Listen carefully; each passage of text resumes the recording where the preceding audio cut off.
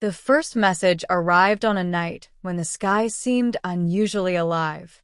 Dr. Alara Vance had always believed the universe was speaking, whispering through radiation bursts, humming in gravitational waves, blinking in patterns of pulsars.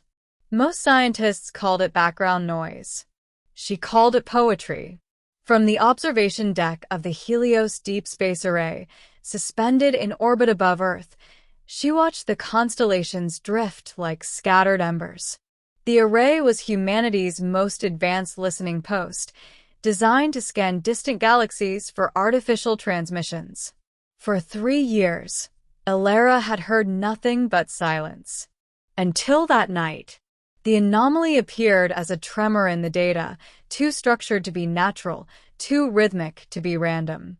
Alara leaned closer to the holographic display, her breath catching. The signal repeated every 17 seconds, cycling through frequencies in a prime number sequence. Her heart pounded. Run a deep pattern analysis, she ordered the station's AI. The room darkened as projections shimmered into existence.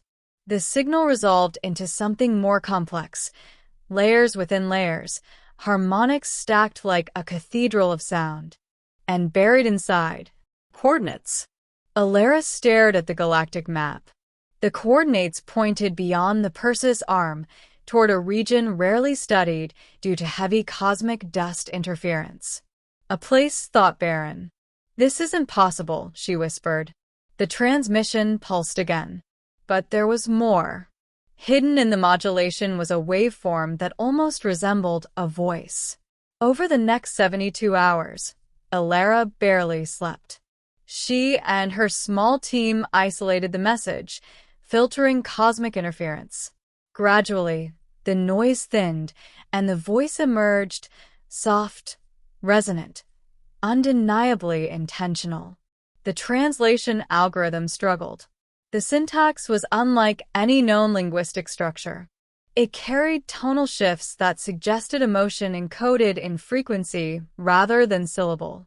And then, finally, a breakthrough. The AI produced a tentative translation. "I am alone among the stars. Who listens?" Alara felt as though the universe had just turned and looked directly at her. She responded before the global councils could intervene. It was reckless. It was forbidden. But something in that voice felt intimate. "We listen," she transmitted, encoding humanity's reply in mathematics and harmonic patterns to mirror the original message. "You are not alone." The answer came within minutes. "Time bends. Light fades. But I hear you." And with those words, history changed. 2. The arrival of Her Majesty. Governments panicked. Military satellites repositioned. Religious leaders declared omens. Social networks exploded into chaos. But Alara felt only wonder. The entity identified herself gradually as translations improved. She referred to herself with a title rather than a name: Sovereign of the Aurelian Expanse, Protector of the Stellar Choir, Keeper of the Celestial Throne. Human translators simplified it: Her Majesty. She claimed to rule an empire spanning multiple galaxies, civilizations woven together by quantum bridges and ancient stargates. Her people had mastered gravity, sculpted suns, and cultivated life in nebulae. And yet, she said, her empire was dying. The stars themselves decay, she explained through the signal. Entropy conquers all. My people fade into silence. I remain. Alara spent hours speaking with her. Not as a diplomat, not as a scientist, but as a woman staring into the abyss and finding someone staring back. Her Majesty described her form only vaguely, an energy-based consciousness anchored within a bioluminescent structure. She had transcended mortality centuries ago, merging with a lattice of quantum filaments that allowed her mind to stretch across light years. I am not flesh as you understand it, she admitted, but I remember being so. Alara laughed softly during one exchange. You make it sound like you're lonely. I am. The simplicity of that answer struck her harder than any cosmic revelation. Months passed. The signal grew stronger. Then, one morning, telescopes worldwide detected a distortion in space beyond Pluto's orbit. A shimmering tear in the fabric of reality unfurled like a silver wound. From it emerged a vessel unlike anything humanity had imagined. It was not metal. It was not mechanical. It was alive. The ship resembled a cathedral grown from crystal and light, its spires bending gracefully like petals around a radiant core. Colors rippled across its surface, shifting with harmonic pulses. It parked itself in silent orbit above Earth. A single beam of iridescent light extended toward the Helios array. Alara knew, before anyone told her, that the beam was meant for her. 3. The Queen in the Flesh of Light. Against the protests of world leaders, Alara entered the beam. There was no sensation of movement, only a soft unfolding, as though she were becoming something lighter. The Helios array vanished. The stars blurred into flowing rivers of gold. She materialized within the vessel. The interior defied geometry. Arches of translucent matter curved infinitely upward, yet the space felt intimate. Constellations shimmered inside the walls as though the ship carried fragments of the cosmos within it. And, at the center, a figure of radiant luminescence hovered above a crystalline dais. Her Majesty. She appeared vaguely humanoid, woven from strands of shimmering energy that cascaded like hair made of starlight. Her eyes were twin spirals of galaxies, turning slowly, reflecting epochs. Alara felt small, fragile. "Welcome, Alara Vance." The Queen's voice resonated, not through air, but directly through thought. "You know my name," Alara breathed. "I have listened to your mind as you listened to mine."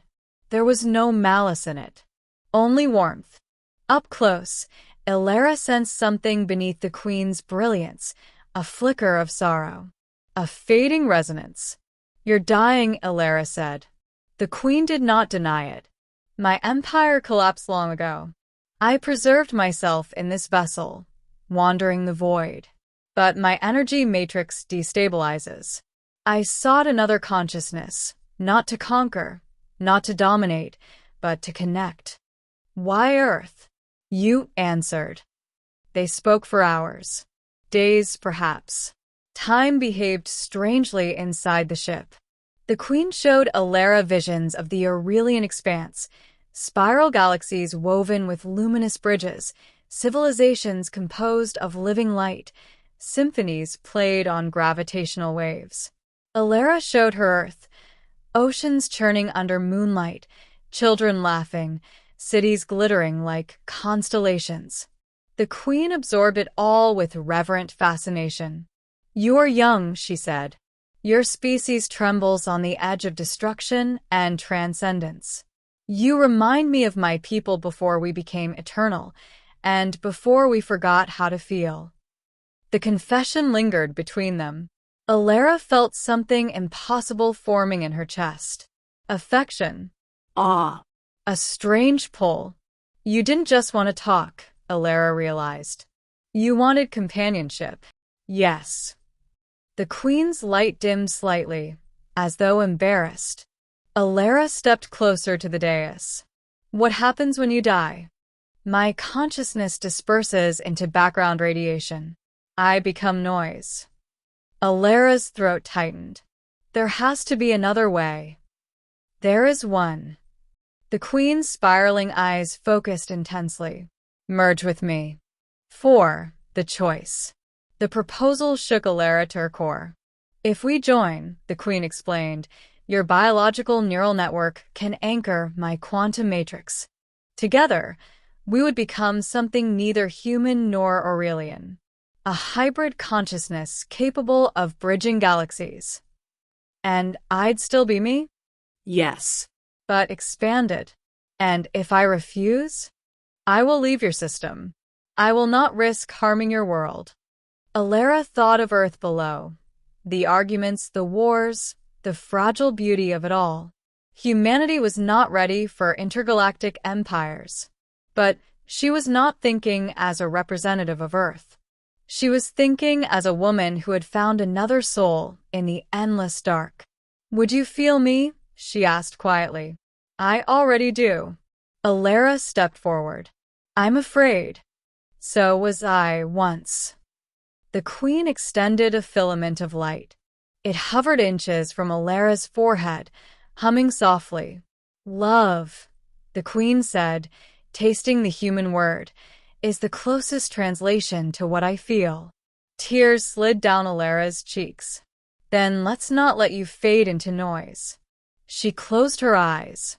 The filament touched her skin. Becoming. Pain flared, brilliant and blinding. Alara felt her neurons ignite, pathways stretching into infinity. Memories cascaded through her, childhood summers, first heartbreak, the thrill of discovery. Simultaneously, alien memories surged into her mind. Ancient star births, the collapse of galaxies, the coronation of a luminous sovereign beneath 1 trillion suns. Two histories braided together. For a moment, she feared she would shatter. Then something stabilized. Her heartbeat synchronized with a deeper rhythm, a cosmic pulse older than time. She felt the queen's loneliness dissolve, replaced by astonished joy. We are one, a shared voice whispered. Alara opened her eyes. The crystalline chamber glowed brighter than ever. The queen's form had changed, denser, more defined. Threads of warm, human color flowed through her starlight body. And Alara could see beyond walls, beyond space. She sensed Earth below, every living mind flickering like candles. She was still herself, but she was more. They were more. 6. The threat beyond. The union stabilized the queen's fading energy, but it awakened something else. Across the void, dormant sensors flared to life. The merging of human biology and Aurelian quantum architecture emitted a signature powerful enough to ripple across dimensions. And something heard it. The Devourer. An ancient force that consumed high-energy civilizations, drawn to the glow of advanced consciousness.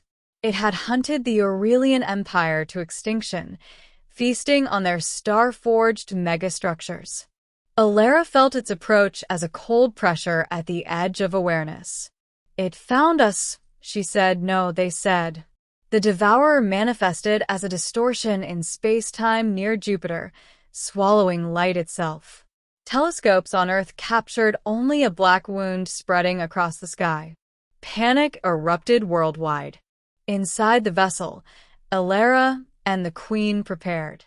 We cannot outrun it, the Queen said. But together, we can confront it. How do you fight something that eats stars? With something it has never encountered. Love.